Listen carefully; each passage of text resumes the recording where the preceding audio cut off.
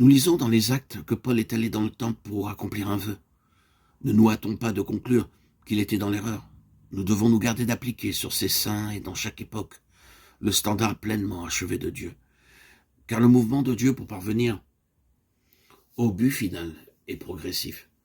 Ce qui nous est demandé à vous et à moi aujourd'hui, ce n'est pas d'atteindre ce stade ultime, mais c'est que notre mesure spirituelle corresponde au stade atteint par le développement du dessein divin dans le temps présent. Vous et moi, nous devons être trouvés au niveau que le courant de l'esprit a atteint aujourd'hui, non pas à celui auquel il est parvenu dans le passé, ni à celui qu'il atteindra dans le futur. Il était juste et en accord avec l'ancienne alliance. Que Paul se purifie dans le temple, mais ce qui était bien alors ne le sera pas plus tard.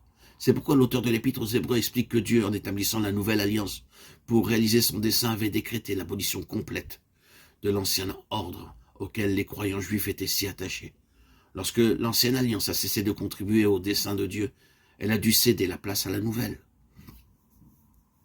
Le livre des Actes marque une progression du commencement à la fin, et lorsque le récit se terminera au 28e chapitre, le mouvement de l'esprit ne cesse pas. Le courant coule à travers les générations successives, et de tout temps, Dieu cherche à lever des instruments qui apporteront leur contribution en fonction du stade atteint par l'esprit dans son puissant mouvement en avant.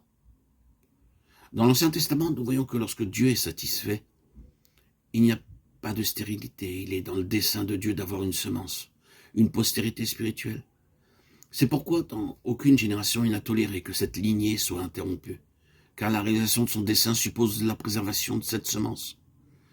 C'est pour cette raison que nous sommes dépendants de nos ancêtres spirituels. Nous n'avons pas seulement besoin d'accepter l'héritage qu'ils nous ont transmis, mais nous avons aussi la grande responsabilité de la transmettre. La question aujourd'hui n'est pas le courant de l'esprit coule-t-il dans notre génération, mais voulons-nous, vous et moi, être dans ce courant? Si nous ne répondons pas aux exigences du dessein de Dieu dans ce temps présent, il en trouvera d'autres qui le feront. Où est le sceau de l'esprit aujourd'hui? Où est l'autorité spirituelle? Est-elle avec nous ou n'y est-elle pas? Si nous avons cette autorité de l'esprit, nous serons alors dans ce courant qui coule toujours en avant. Lorsque nous considérons l'histoire du monde et celle de l'Église, nous pourrons discerner les voies de Dieu pour réaliser son dessein. Il leva Luther lorsqu'il eut besoin de lui, et malgré les faiblesses de Luther, il fut l'instrument nécessaire pour répondre aux besoins divins en ce temps-là. Vous et moi, nous sommes redevables envers Martin Luther, par la grâce de Dieu, car nous sommes le fruit de son travail. Il a en son temps accordé la possibilité au courant de l'esprit de poursuivre sa course librement. Et nous qui avons été atteints par ce même courant, nous avons le privilège de nous offrir à lui pour qu'il puisse aller plus avant dans sa course.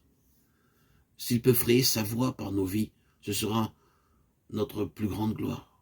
S'il ne le peut pas, il se tournera vers une autre direction. Mais pour nous, ce sera une perte tragique. Le courant spirituel peut s'écouler de telle manière aujourd'hui, mais nous ne pouvons pas dire ce qu'il en sera dans 10 ans. Voyons les choses comme elles sont, chaque jour. L'esprit se détourne de tel ou tel et peut en utiliser un autre. Si nous lui résistons aujourd'hui, il devra se frayer une voie ailleurs. Quelle redoutable réalité!